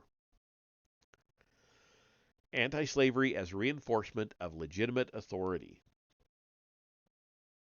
For a time, it was at least conceivable that British anti-slavery might become part of a wider challenge to traditional authorities. During the mid-18th century, the most outspoken protests against Negro slavery had come from anonymous revolutionaries like Fillmore or from egalitarian theorists like George Wallace. By 1780, opposition to the American war coupled with alarm over ministerial corruption, brought Granville Sharp, Thomas Day, and Richard Price, all noted opponents of slavery, together with metropolitan reformers like John Jebb, Capel Loft, and Major John Cartwright. The methods and goals of their society for promoting constitutional information, SCI, were far more radical than those of Wyville's Yorkshire Association. And in 1783, the society endorsed the Quaker petition to Parliament against the slave trade, a remonstrance which at least raised the question whether the quote-unquote benevolent purposes of government had been perverted, quote, that its terrors had fallen on the innocent while evildoers and oppressors have been openly encouraged, end quote. There is some truth to Eugene Black's argument that anti-slavery served as one of the distractions that diluted the effectiveness of the SCI. Yet in the provincial cities like Manchester, anti-slavery retained a radical flavor into the 1790s and was frequently associated with bolder programs for political and economic reform. E.M. Hunt has pointed to the ties between anti-slavery and the Dissenters' campaign to repeal the Test and Corporation Acts, and according to Hunt, the anti-slavery trade cause gave Manchester radicals like Thomas Walker and Thomas Cooper their first experience in national agitation. In 1790, Walker linked anti-slavery with the, quote, general principles of universal liberty unconfined to color or to clime, so recently and so widely adopted on the European continent, end quote. A few years later, Walker stood trial for high treason after defending his premises against a drunken lobbyist mob. I'm sorry, I said lobbyist, loyalist mob. The resistant power of traditionalism can be seen in Dr. Daniel Burton's serene reply in 1768 to a letter from Anthony Benezet. Burton, who had been Chancellor of the Diocese of Oxford, was then Secretary of the Society for the Propagation of the Gospel, SPG, which Benezet had attacked for oppressing slaves on the Society's Barbadian plantations. Burton expressed a patronizing esteem for the Quakers' feelings of tenderness and humanity toward Negroes. He assured Benezet, quite without foundation, that members of the SPG paid strict attention to the welfare and Christian instruction of their slaves. Quote, but they cannot condemn the practice of keeping slaves as unlawful, finding the contrary very plainly implied in the precepts given by the apostles both to masters and servants, which last were for the most part slaves. End quote. In other words, the doctrine that slave keeping was unlawful might undermine the authority of Scripture. Furthermore, the dissemination of such a doctrine would tempt slaves to rebel and would make masters, quote, more suspicious and cruel and much more unwilling to let their slaves learn Christianity, end quote. The SPG advised the deluded but well-intentioned Quaker, quote, not to go further in publishing your notions, but rather to retract them if you shall see cause, which they hope you may on further consideration, end quote. It was Granville Sharp, the grandson of an Anglican archbishop and a complex figure in many ways, atypical of English anti-slavery leaders, who countered this strategy by converting anti-slavery into a defense of traditional authority. By 1767, Sharp had developed the following line of argument. No one could claim a Negro as private property in the manner of a horse or dog unless he could prove that Negroes were not human beings and thus subjects of the king. All men, women, and children, including aliens and strangers, were in a relative sense the property of the king. As subjects, they were bound by the king's laws and were entitled to the king's protection. The latter included the Habeas Corpus Act of 1679, which protected subjects from arbitrary imprisonment or from being involuntarily shipped out of the realm. The importation or exportation of slaves was thus an innovation unjustified by either law or precedent. A master's rights could derive only from contract, and any contract would be nullified if it permanently deprived a servant of his corporal liberty. Indeed, Sharp assumed the position of a discoverer and vindicator of the true law of England.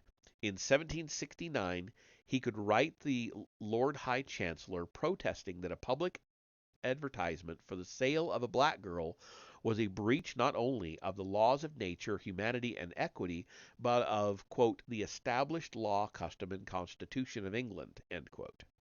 3 years later, he won international fame when, in the case of James Somerset, the Court of King's Bench appeared to say that he was right.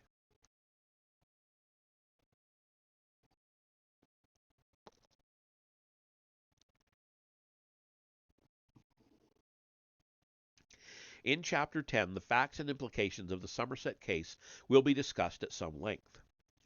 The point to be stressed here is that Sharp drove a wedge between the defense of slavery and the defense of traditional privilege.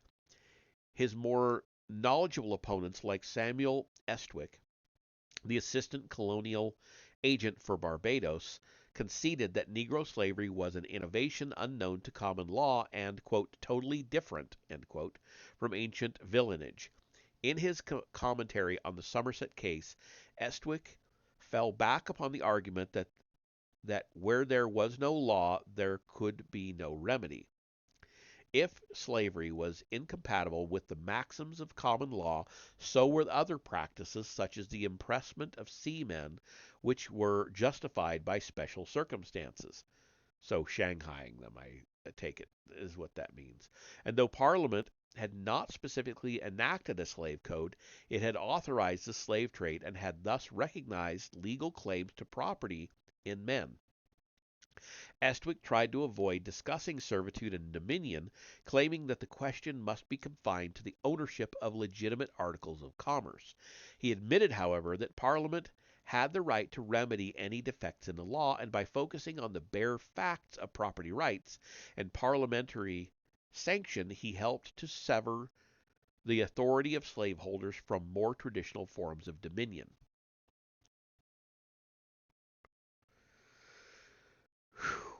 We'll get there, but we're still like 9 pages from the end, if I'm remembering where this one ends correctly.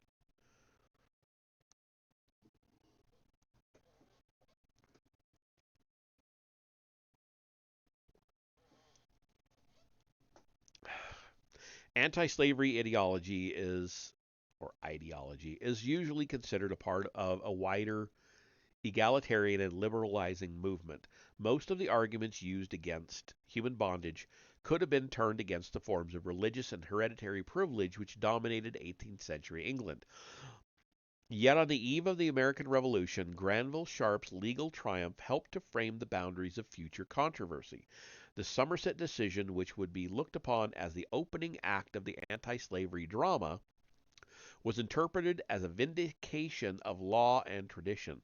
It defined slavery as essentially un-British, as an alien intrusion which could be tolerated at best as an unfortunate part of the commercial and colonial other world.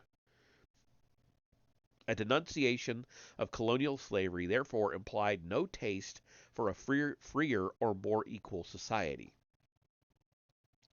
On the contrary, much of the early British anti-slavery writing reveals an almost obsessive concern with idealizing hierarchical order. The Reverend James Ramsay begins his highly praised essay on the treatment and conversion of African slaves, 1784, by stating that, quote, there is a natural inequality or diversity which prevails among men that fits them for society, end quote. When founded upon nature or revelation, such inequalities serve the best interests of both superiors and inferiors. Quote, each man takes that station for which nature intended him, and his rights are fenced around and his claims restrained by laws prescribed by the author of nature, end quote. Ramsay praises the voluntary relationships between servant and master, blending a traditional ideal of organic interdependence with a Whiggish emphasis on implicit contract.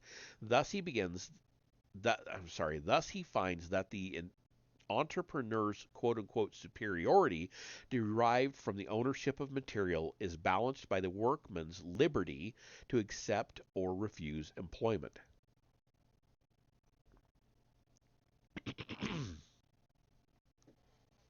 Yet law and mutual interest must be reinforced by religion, meaning the established church which inculcates obedience to legitimate authority. Such arguments seem closer to those of Daniel Burton than to the equalitarian rhetoric of the more radical American and French abolitionists. Indeed, Ramsay makes no attempt to disguise his admiration for the discipline of the sugar plantation. Drawing on his own experience in St. Kitts, he speaks glowingly of a system which ensures that every hour will have its employment and every piece of work its overseer. Quote, nor are any families among us so well regulated as those connected with plantations, where method in correction and work makes some amends for the wants of principle in our manner of managing slaves. End quote.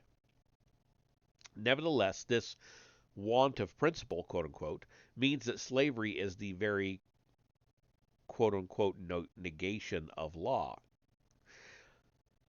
And then followed by yet another quote. Quote, opposed to this law of nature and of God that gives and secures to every man the rights adapted to his particular station in society, stands the artificial or natural relation of master and slave, where power constitutes right, where according to the degree of his capacity of coercion, every man becomes his own legislator and erects his interest or his caprice into a law for regulating his conduct to his neighbor. End quote.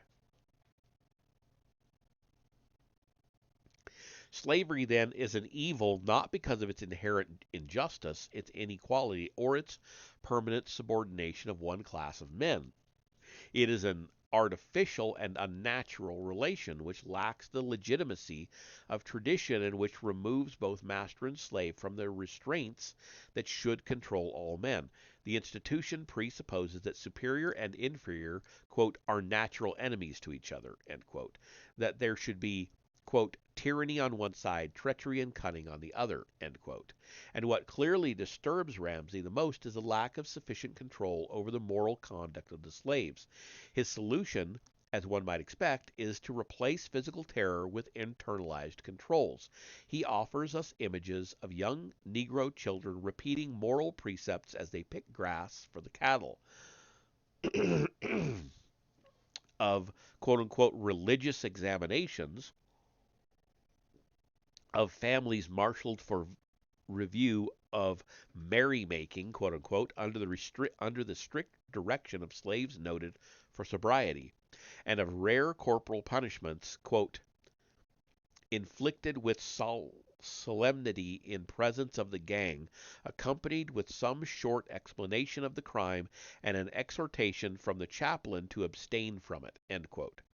Such were the mechanisms for creating a society of free and willing laborers. If Ramsay's respect for discipline was a bit excessive, he was by no means unusual in his respect for traditional order. The year 1788 marked the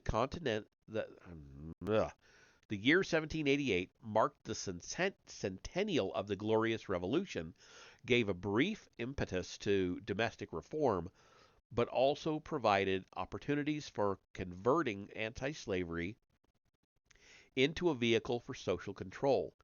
In the preface to a sermon preached at Cambridge University, Peter Peckard, the vice chancellor and master of Magdalen College, supported the abolition of both slavery and the slave trade as part of a wider reformation of manners. He noted that a century had passed since Providence had blessed England with a free constitution, yet this year be a jubilee. Let this year be a jubilee of commemoration, he pleaded, a time not for riot and drunkenness, but for the extension of the blessings of all Englishmen to the suffering Negro slaves. It was a time for, quote, breaking every yoke and setting the poor captive free. Peckard hoped that by infusing into students a loyalty to the king, an obedience to magistrates, and a reverence for the Constitution, a firm foundation could be built for the abolition cause. Thus he coupled the emancipation of slaves with a call for domestic obedience and loyalty, and with an affirmation that the glorious Revolution had defined the boundaries of legitimate freedom.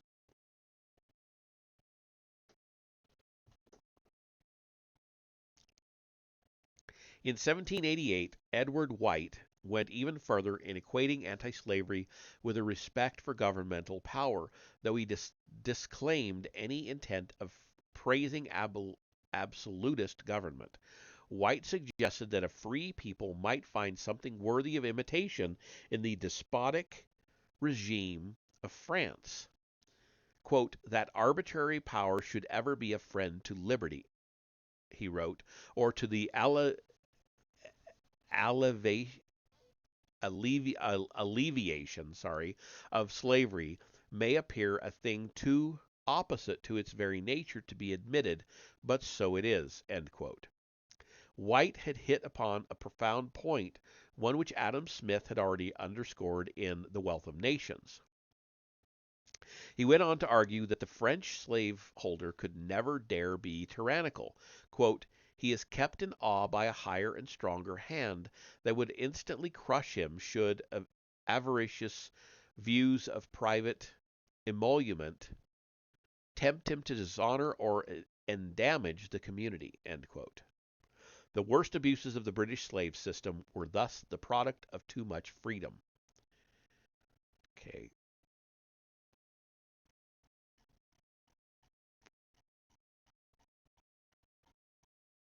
Okay, so we've got 6 pages left.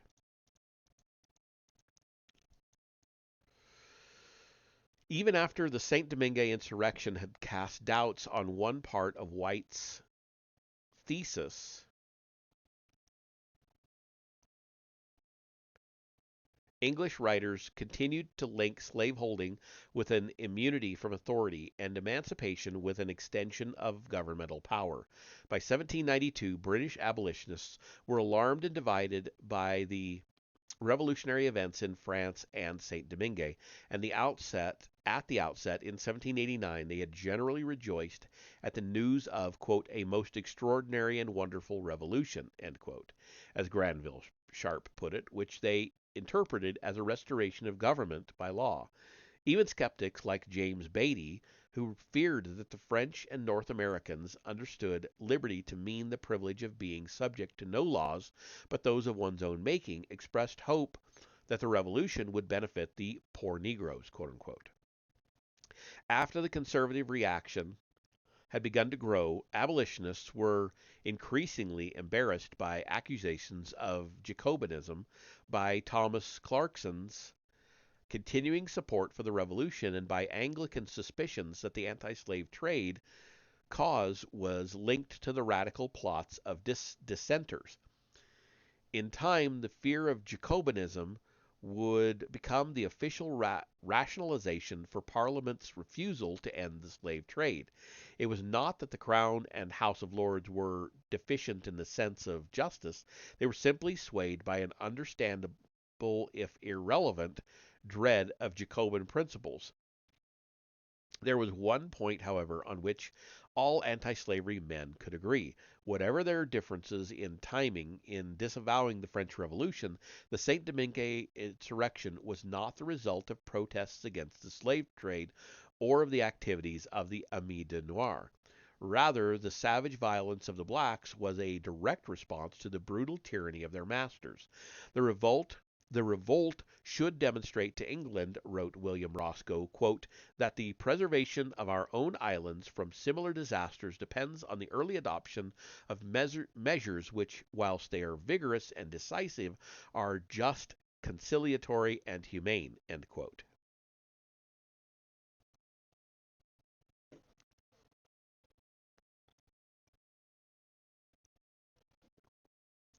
In 1794, William Fox, an unusually radical abolitionist, used similar arguments to defend the French decree of emancipation. It was altogether wrong, he argued, to interpret this measure as a step toward anarchy. For the first time, French Negroes had been brought under the subjection as well as the protection of the law. Slaveholders had never cared whether their slaves practiced personal vices unacceptable to any genuine society. Paradoxically, slaves had been quote unquote free to commit the worst sins. As a result of emancipation, however, French blacks would presumably be subject to the full powers of civil government. Even infants and idiots, Fox pointed out, were never given over to the arbitrary will of an individual. If Negroes were deficient in any human capacities, and Fox suspected they were superior in character to the English lower classes, this was all the more reason for bringing them under the protection and control of government. By 1802, James Stephen could find merit even in the brutal military regime that Victor Hughes had established in Guadeloupe. For the private authority of masters, Hughes had substituted the public authority of municipal law and military policy. If English governors had issued similar proclamations for ensuring industry by means other than, quote, a mere physical effect to be excited by the application of the lash, end quote, every English planter would have considered it an impertinent interference with the, quote, interior discipline of his plantation, end quote. These arguments carry implications that I have touched upon before but may now develop somewhat further. British anti-slavery writers expressed particular indignation over the arbitrary authority of West Indian slave masters, whom they portrayed essentially as the modern and anachronistic counterparts of feudal lords and barons. The abolitionists demanded that bonds of personal dependence give way, however gradually, to uniform and impersonal standards. And in their preference for objective bureaucratic authority, they appeared to look forward to a future when all workers would be citizens subject to the same laws and to the same forces of the market. From our point of view, one could justify exploitation only by making it impersonal. According to Thomas Clarkson, there was nothing inequitable about slavery when considered merely as a form of labor. Any state, for example, might legitimately use convicts to clear rivers, repair roads, or work in mines. Granville Sharp suggested that, quote, Negroes that are not capable of managing and shifting for themselves, nor are fit to be trusted all at once with liberty, might be delivered over to the care and protection of a county committee in order to avoid the baneful effects of private property in men, end quote. The committee could then hire out such servants, quote, to hire the hire to be paid also in produce towards the discharge of the registered debt for each man's original price, end quote. Nor did Sharp object to the purchase of slaves by a corporate entity such as an African colonizing company, so long as the purchase price was considered a, quote, mere pecuniary debt, end quote, that the slave could redeem by working for the company. What Sharp and Clarkson did object to were claims of personal proprietorship, which gave a master exclusive control over the body and produce of a dependent, and which deprived the dependent of selling his labor in a reasonably free market. And it followed, in accordance with this outlook, that the master-slave relationship epitomized those artificial restraints, including monopoly and guaranteed subsistence, that prevented self-interest from being harnessed to the general good. Gilbert Franklin, a Tobago planter and propagandist for the West India Committee, reported a credible story about Sharp which would hardly have shocked the new disciples of laissez-faire. As a promoter of Sierra Leone colonization, Sharp was distressed to find many of London's Negroes unwilling to embark for Africa despite their current misery and destitution. According to Franklin, Sharp then distributed handbills around the city requesting gentlemen not to relieve blacks in distress, since charity would blind them to their own best interest. On the other hand, Wilberforce other anti-slavery writers clung to the paternalistic ideals of the past and expressed considerable ambivalence toward Adam Smith's exaltation of self-interest and market relations. Even the classical economists, it should be stressed, approved acts of private benevolence which did not stifle individual initiative. Wilberforce, like Sharp, devoted much of his own personal income to private charity. In 1800, when he was alarmed by the plight of starving workers in the West Riding, he attacked the callousness of those who servilely accepted Smith's principles without allowance for the thousand circumstances which might qualify a general principle. Later, when the same region was threatened with rebellion, he associated the insubordination of the lower orders with, quote, the modern system of making expediency the basis of morals and the spring of action, instead of the domestic and social affections and the relations of life and the duties arising out of them. Not that the lower orders understand this generalizing abstract way of thinking and feeling, but the opinions and emotions which are taught and imbibed in this school, receiving their stamp in the mint of the higher orders, obtain a currency throughout the inferior classes of society. End quote. The early Industrial Revolution coincided with defensive attempts to rehabilitate the values of the old social order.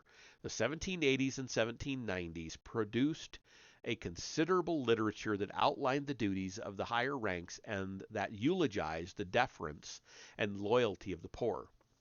The two classes were united in the idealized view by an invisible chain or bond. Abolitionists never tired of contrasting the impersonality of slavery to the benevolent paternalism that most English workers supposedly still enjoyed. As we have seen, Cowper's emancipated slave is not abandoned to the cold winds of the marketplace. Submissive at his liberator's feet, he vows, quote, serving a benefactor, I am free, at my best home, if not exiled from thee, end quotes.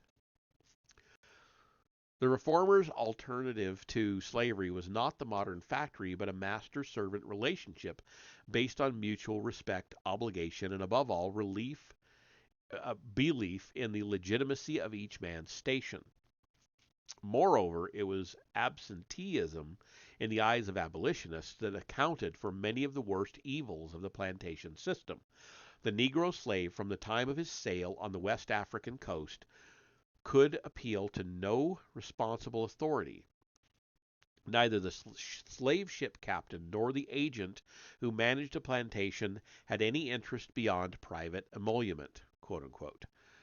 Obviously, this, quote, artificial, just the one word is quoted, artificial, way of delegating authority and manipulating a labor force was not a vestige from the archaic past. It was a mark of the emerging capitalist order. There were to be, sure, contradictory tendencies within colonial slavery itself. In some respects, plantation slavery prefigured the salient features of the factory system, yet it also retained the characteristics of pre-industrial labor discipline. The institution's mixed character helps to explain why the British abolitionists' critique could be significantly selective. It was neither a traditionalist attack on a capitalistic innovation nor a capitalist attack on an archaic form of authority. In some ways, it was a combination of both. British anti-slavery helped to ensure stability while accommodating society to political and economic change.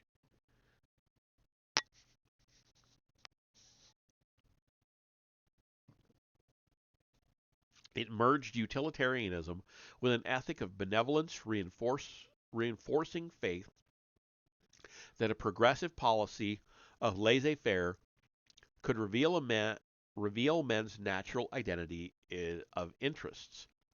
It opened new sources of moral prestige for the dominant social class, helped to define a participatory role for middle class activism, and looked forward to the universal goal of compliant, loyal, and self-disciplined workers. The abolitionist's ideal of the plantation's future was thus a strange hybrid, a kindly paternalistic master ministering to his grateful Negro yeoman, both subject to the administrative agents of the king and both dedicated to the commercial prosperity of the empire. And the realization of this dream was supposed to have profound reverberating effects. The abolition of the slave trade would not only reform the motives and character of planters, but would lead to the more important goal of Christianizing and civilizing Africa. In Ramsay's vision, quote, this measure promises to reveal the fabulous golden age when mutual wants and mutual good will and shall bind all mankind in one common interest, end quote. And end chapter. So that takes us into chapter 9 for next time, which should be Tuesday in theory. Um,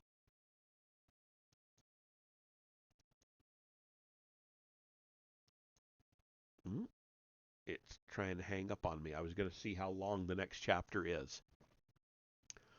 So the next chapter, oh my God. The next chapter is almost 100 pages by itself. Oh no. No, no, no. Yeah, yeah, it's like well over 80 pages. So that one will most definitely be broken up into at least 2 readings. Um, but that is for next time. Um, oop, oop, oop, oop. There we go. Let's see. Is anybody still out and about? It's been a 2-hour reading, which is unusual for me. Hot Dog Raw Dog is playing Sonic. Nah, I'm not in the mood for that. I guess I could take us over there just to give him some viewers for a minute or two. Um, yeah, why not? What the hell? Stick around for 5 minutes, 2 minutes, whatever. Um, give him a minute. Give him a viewer for a second and say hi if you feel like it. But I'll take us on over there. See you in a minute.